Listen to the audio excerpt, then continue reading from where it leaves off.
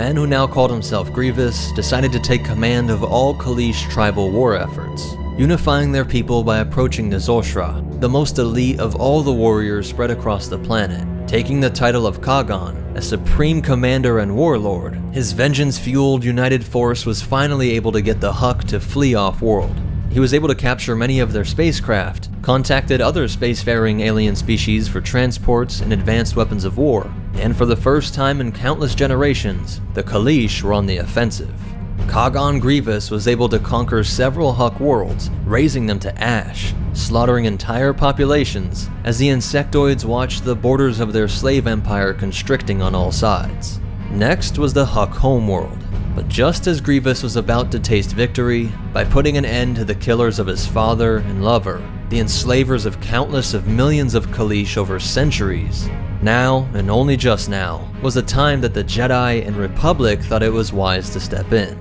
They saw the Kaleesh people as the spacefaring monsters, a maddening and insulting irony, as the only way the Kaleesh were even able to get into space was by capturing the slave ships that had been taking away their loved ones for countless generations. A slave trade which this noble Republic and Jedi Order did nothing to stop. But since the Huk had allies sympathetic to them in the Senate, politics would be the new oppressor of the Kaleesh people.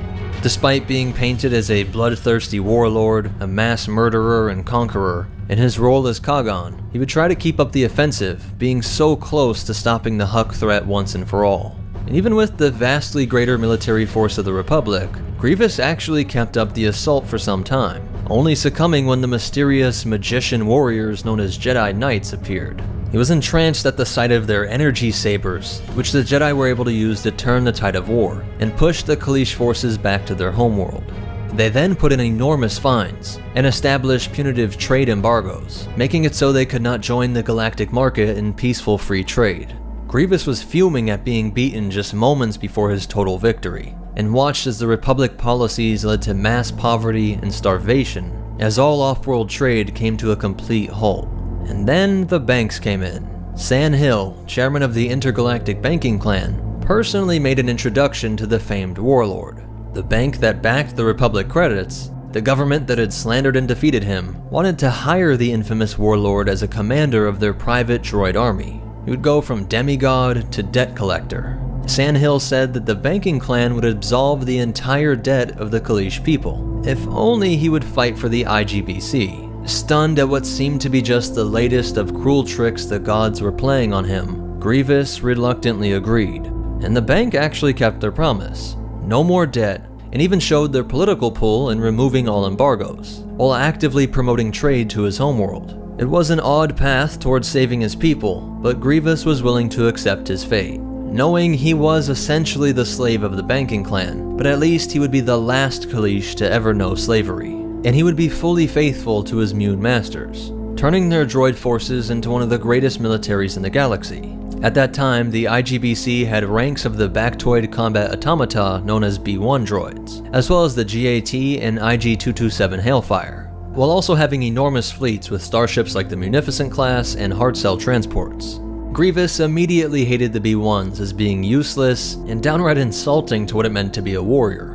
It was the embodiment of the soulless, high-tech principles of these aliens of the galaxy at large, out of touch with their gods, their dream realms, and their own souls. The virtue and honor that could only be gained by striving with your own hands, not using your mind and credits to create toys to play war while you sit in some posh office. That being said, the bankers forbid him from working with organic troops, out of fear that the charismatic Kaleesh warlord would turn them against him. Organics not having that convenient kill switch that could be activated with the push of a button. But understanding his frustration, Count Dooku allowed San Hill to provide Grievous with a droid model that was far superior to the B1, and the Kaleesh came to respect the IG-100. After some time programming them in the combat scene during the Huk Wars, he said that they could fight as ferociously as his Zashra commanders. He grew to become unsettled by the fact that these things of durasteel and wires were free of many of the weaknesses that came with the flesh. After some time, he felt that he was surrounded by advanced droid versions of his top warriors, and the bankers were more than happy with the ruthless efficiency of their new debt-collecting force. This easily could have been the end of his story, being a corporate warlord that just kept the credits flowing into the vaults of the IGBC, and occasionally proudly looking back to see his people prospering. But the Huck could not leave his people alone. In an unbelievable move, they had launched a new wave of attacks that would try to take back areas that they had built up on Kali. And in these strikes, they either accidentally, though some Kalish thought purposefully, desecrated the sacred burial mounds and temples. These bugs that had terrorized and enslaved his people for their entire lives had found ways to attack them in the afterlife. And when the Republic again did nothing, Grievous went into a fury. Abandoning his position with the banking clan's droid army, he rushed back home to prepare a counteroffensive. Sand Hill was put in a difficult place. He could not allow this betrayal to go unpunished, but also this Kalish was too fine a specimen to just kill off. So though he considered hiring an assassin, he thought this was too brash. Instead, he contacted Poggle the Lesser, the Archduke of Geonosis and overseer of droid factories. Together with Count Dooku and his shadowy superior Darth Sidious, they all devised a way to permanently enslave this great warrior, but also to ensure that he would be as controllable as a droid. With assurances that a cybernetic body could be constructed with the facilities of Bactoid Armor workshops, and the Sith promising that they could manipulate his mind through the Force, the plan was put into action. Grievous had just rallied his Zashra, and together they boarded his ship, the Martyr, heading out to bring the fight to the Huck once and for all.